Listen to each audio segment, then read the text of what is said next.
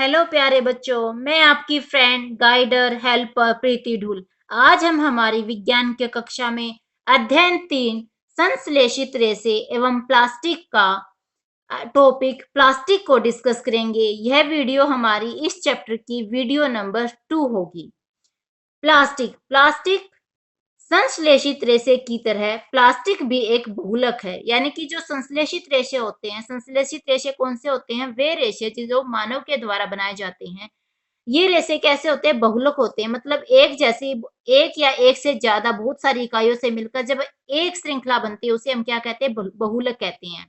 तो जैसे संश्लेषित रेशे बहुलक होते हैं, वैसे ही प्लास्टिक भी क्या होती है? बहुलक होती है, मतलब बहुत सारी छोटी छोटी इकाइयों से मिलकर एक चीज बनती है जिसे हम क्या कहते हैं? प्लास्टिक कहते हैं। तो प्लास्टिक भी क्या होती है? बहुलक होती है, बहुत सारी इकाइयों से मिलकर बनी हुई होती है।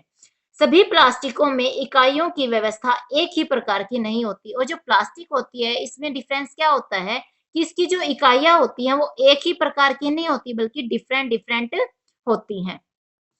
कुछ प्लास्टिकों में इकाइयां रेखीय होती हैं, रेखीय यानी कि एक रेखा के अंदर होती हैं, जबकि कुछ में तिर्यकबद्ध होती है। जबकि कुछ में क्या होती है, जैसे ये एक रेखा में हो गई, फिर नीचे, फिर दूसरी, तीसरी, चौथी, ये इस तरह से आपस में कनेक्ट होती हैं। तो ये क्या होती है? तिर्यक रेखा यानी कि क्रॉसबद्ध।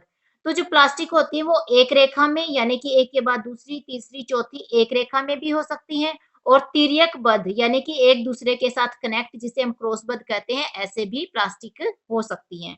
प्लास्टिक की वस्तुएं सभी संभव आकारों व साइजों में उपलब्ध हैं। जो प्लास्टिक की जो चीजें होती हैं वो उसके हर प्रकार के आकार हो सकते हैं, छोटे और बड़े, और सारे के सारे उसके साइज उपलब्ध होते हैं।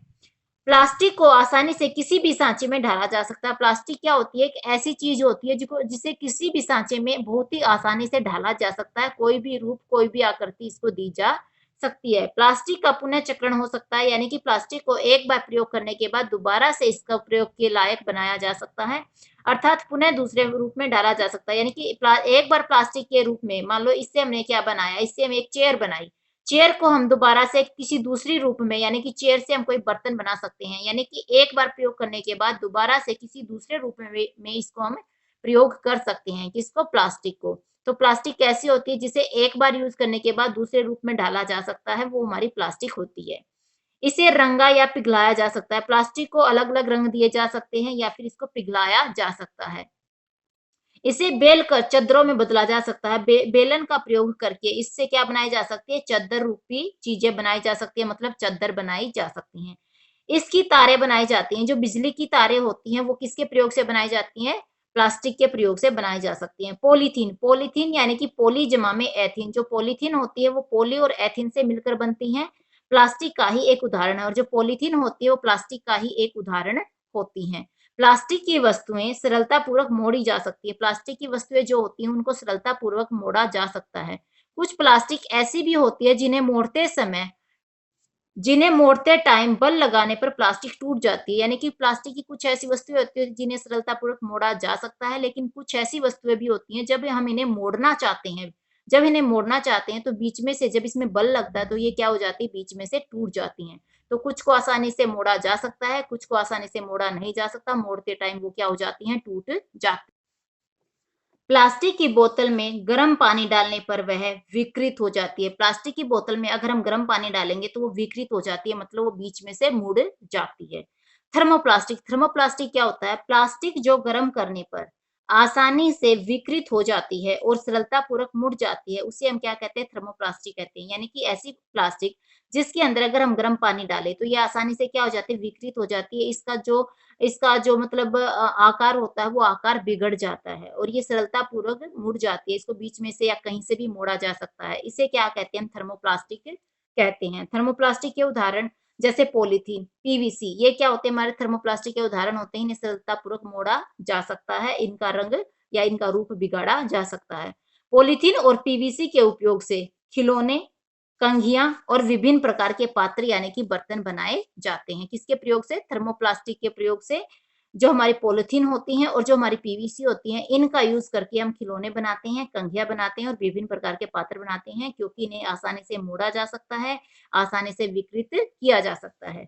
अब थर्मोसेटिंग प्लास्टिक क्या होती है? कुछ प्लास्टिक ऐसे हैं जिन्हें एक बार सांचे में डाल दिया जाता है तो इन्हें उष्मा देकर नहीं नरम किया जा सकता। यानी कि थर्मोप्लास्टिक ऐसी प्लास्टिक होती है जिसे अगर एक बार कोई रूप दे दिया जाए तो उसमें चाहे गर्म पानी डालो चाहे कुछ भी डालो, उसका जो रूप होता है वो विकृत नहीं होता। उसको एक बार जो ढांचा दे दिया, जो सांचा हमने दे दिया, वो उसी सांचे में रह जाती है, चाहे उसमें गर्म पानी डालो या कुछ डालो, वो नरम नहीं होती। ऐसी प्लास्टिक को हम थर्मोसेटिंग प्लास्टिक के नाम से जानते हैं।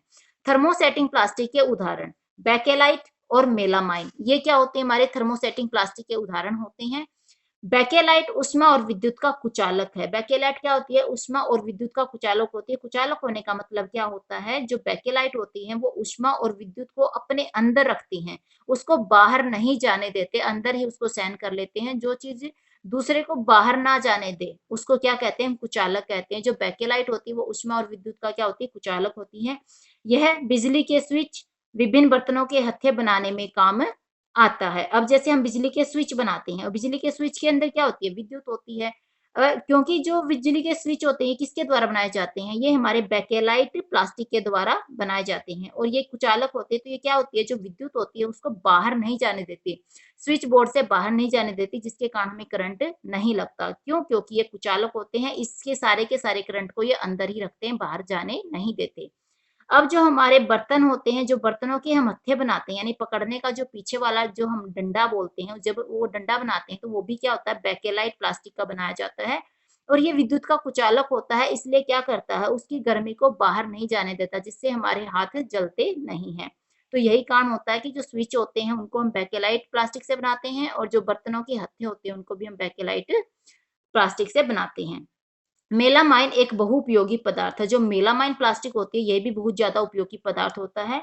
यह आग का प्रतिरोधक होता है। मतलब प्रतिरोधक क्या होता है? जो किसी चीज़ का विरोध करे। तो ये आग का क्या करता है? विरोध करता है। अन्य प्लास्टिक की अपेक्षा ऊष्मा को सहन करने की अधिक क्षमता होती है।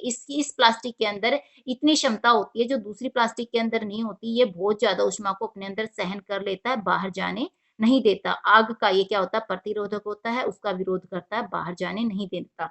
मेलामाइन से फर्श की टाइलें, रसोई के बर्तन और कपड़े बनाए जाते हैं। मेलामाइन का प्रयोग करके हम क्या-क्या बनाते हैं? जो हमारी फर्श की टाइलें होती हैं या फिर रसोई के बर्तन होते हैं या फिर कपड़े जो होते हैं वो मेलामाइन प्लास्टिक से बनाए जाते हैं। यह आग का प्रतिरोधक होता है, आग का विरोध करने वाला होता है कौन? मेलामाइन। विकल्प पदार्थ, प्लास्टिक का प्रयोग हम विकल्प के रूप में भी करते हैं। जैसे यदि हम कोई खाद्य सामग्री जैसे जल, दूध, अचार, सूखे मेवे आदि को रखने की सोचें तो प्लास्टिक का पात्र सबसे सुविधाजनक लगता है। यानी कि अगर हमारे पास कोई खाने की सामग्री है या जल है या दूध है या अचार है या सूखे मेवे, कोई भी ऐसी चीज जो खाद्य सामग्री में प्रयोग की जाती है, अगर हम उसको किसी चीज में रखने की सोचते हैं कि किसको किस चीज में रखें, तो हमें सबसे पहले कौन समझ में आता है? प्लास्टिक का बर्तन समझ में आता है, क्योंकि ये बहुत ज्यादा सुविधाजनक होते हैं।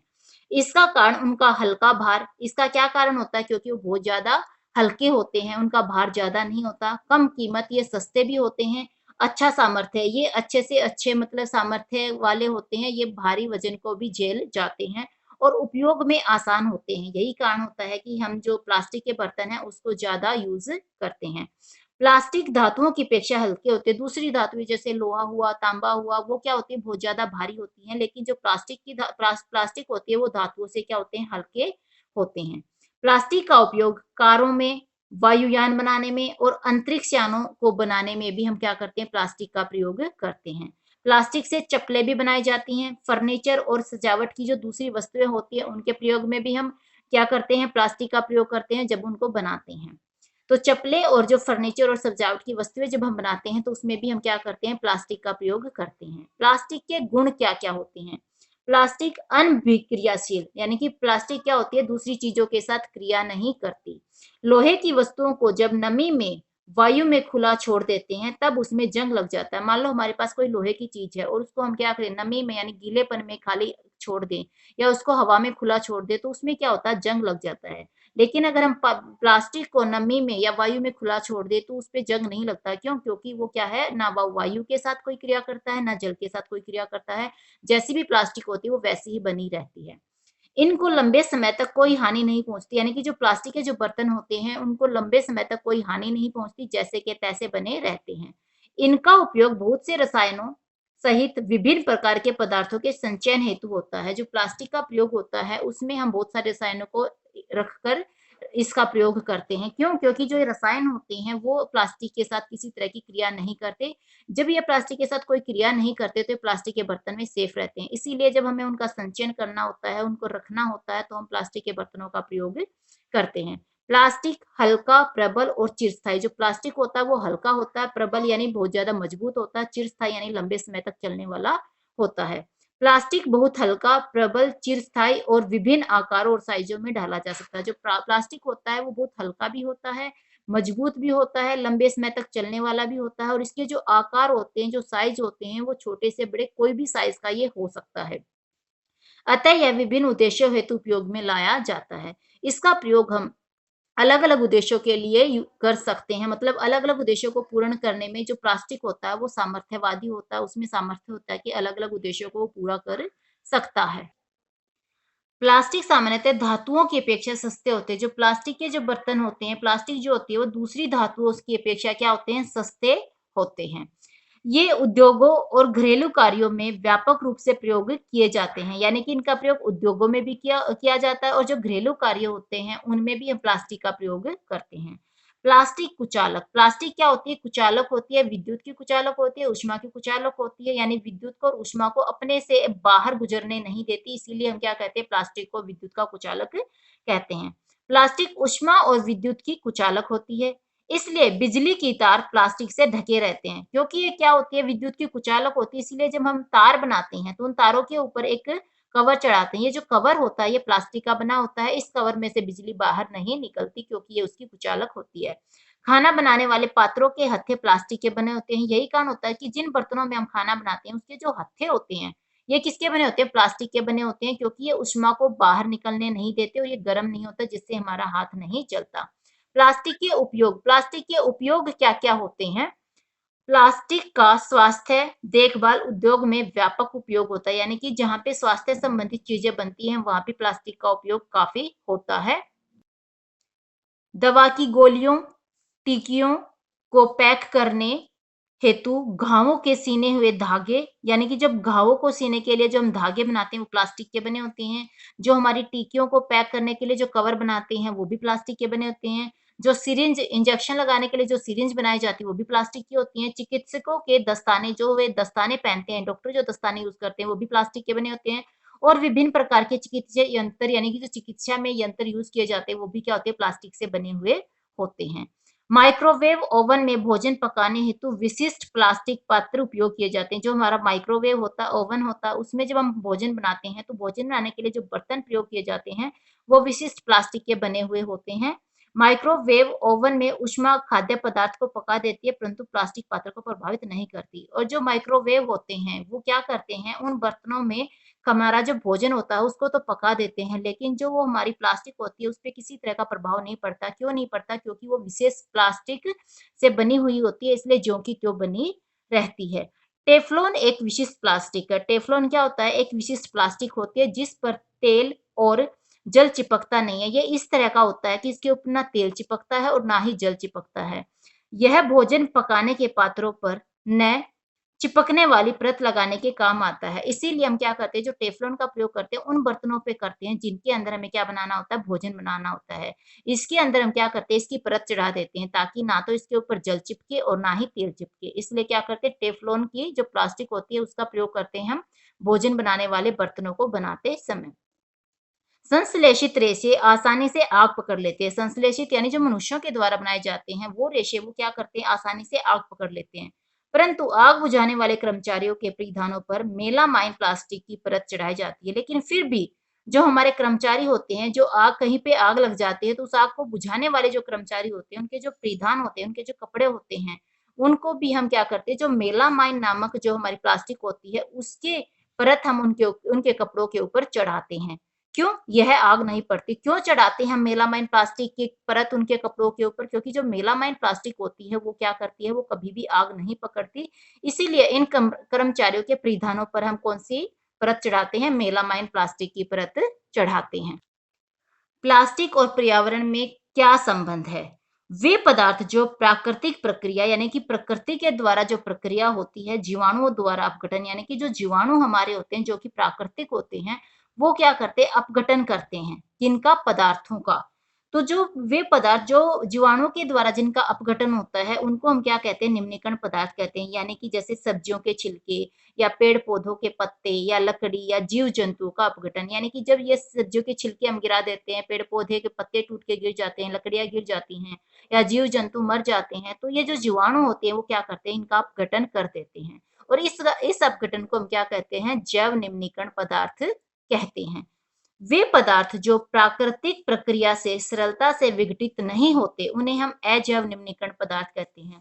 और ऐसे पदार्थ जो कि जीवाणुओं के द्वारा आसानी से विघटित नहीं होते, उनमें अपघटन क्रिया नहीं होती, जो के तो वे बने रहते हैं, उनको हम क्या कहते हैं? अजैव निम्नीकरण पदार्थ हम उनको कहते हैं। जैसे प्लास्टिक की चीजें, थैलियां, इनको क्या है, जो हमारे जीवाणु होते हैं वो इनका अपघटन नहीं कर पाते। प्लास्टिक की चीजें ऐसी की ऐसी बनी रहती हैं। थैलियां क्या होती है, इनका अपघटन नहीं होता, इसलिए हम इनको क्या कहते हैं? अजैव निम्नीकरणीय पदार्थ कहते हैं, जिनका अपघटन नहीं होता। इन पदार्थों का आसानी से अपघटन नहीं होता, ये लंबे समय तक वायुमंडल में उपस्थित रहते हैं। यानी कि लंबे समय तक ये जो के तो वायुमंडल में उपस्थित रहते हैं, इनका कोई अपघटन नहीं होता।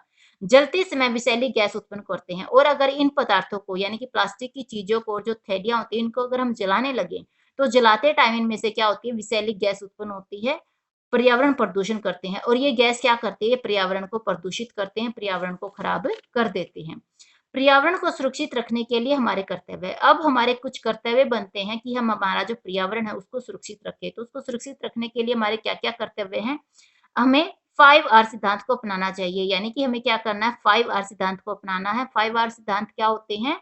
नंबर एक, चीजों का उपयोग कम करना। यानी कि प्लास्टिक की जो चीजें होती है उनका उपयोग कम से कम करो, जितनी जरूरत है सिर्फ उतना ही करो, जिसे हम कहते हैं रिड्यूस।